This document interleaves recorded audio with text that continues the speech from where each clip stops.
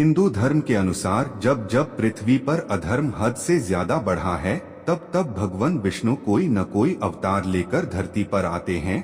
भगवान विष्णु, जिनको नारायण और हरि के नाम से भी संबोधित किया जाता है, इस सृष्टि के पालनहार माने जाते हैं। जब भी अधर्म अपनी चरम सीमा पर होता है, तब भगवान विष्णु ने इस धरती पर अवतार लेकर अधर्म, अन्याय, अनीति और अहंकार का विनाश किया है। इस श्लोक की व्याख्या में यह बताया गया है कि जब जब इस धरती पर अधर्म, पाप और अन्याय बढ़ेगा, तब तब भगवान विष्णु किसी न किसी रूप में धरती पर पापियों का विनाश करने के लिए अवतार लेंगे। मत्स्य अवतार, मछली के रूप में कूर्म अवतार, कछुए के रूप में वराह अवतार, सुअर के रूप में नरसिंह अवतार, आधा नर और आधा शेर के रूप में वामन अवतार, बौने इंसान के रूप में परशुराम अवतार, एक अनियंत्रित क्रोधित इंसान के रूप में श्री राम अवतार, एक मर्यादित पुरुष के रूप में श्री कृष्ण अवतार, एक धर्म रक्षक के रूप में गौतम बुद्ध अवतार, एक आध्यात्मिक पुरुष के रूप में कल्कि अवतार। यह माना जा रहा है कि कल्कि अवतार कलयुग के अंत में अवतरित होगा, जो कि कलयुग के दैत्य का विनाश करेगा। भगवान विष्णु के 9 अवतारों के बारे में आपने कहीं न कहीं पढ़ा या सुना अवश्य होगा, क्योंकि हर अवतार की कहानी,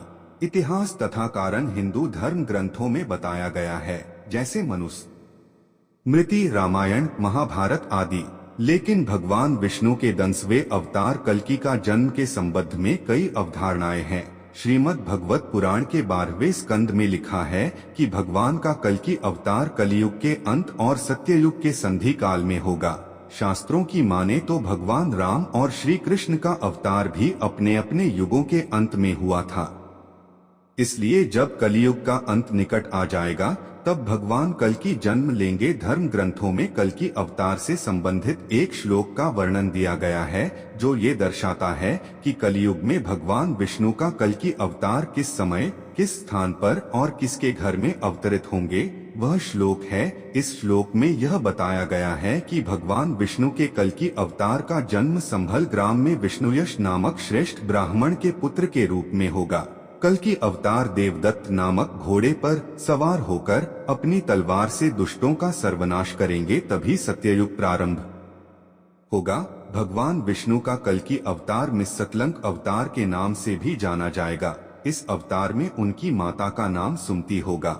इनके अतिरिक्त उनसे 3 बड़े भाई भी होंगे, जो सुमंत, प्राज्ञ और कवि के नाम से जाने जाएंगे। याज्ञवल्क्य जी पुरोहित और भगवान परशुराम गुरु बनेंगे। भगवान श्री कल्कि की 2 पत्नियां होंगी, लक्ष्मी रूपी पद्मा और वैष्णवी रूपी रमा।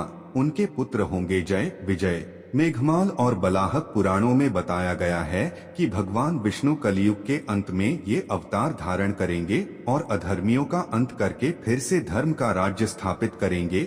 ऐसा माना जा रहा है कि कल्कि अवतार का जब जन्म होगा, तब इस पृथ्वी पर अधर्म तथा अत्याचार इतना बढ़ चुका होगा कि मनुष्य की अधिकतम आयु केवल 12 वर्ष ही रह जाएगी। अधिकतर मनुष्य केवल अपनी काम पूर्ति को ही अधिक महत्व देंगे। शर्म या लाज का जैसे लोप ही हो जाएगा। अभी कलयुग का कुछ समय ही बिता है, इसलिए अभी इस अवतार के होने में काफी समय है।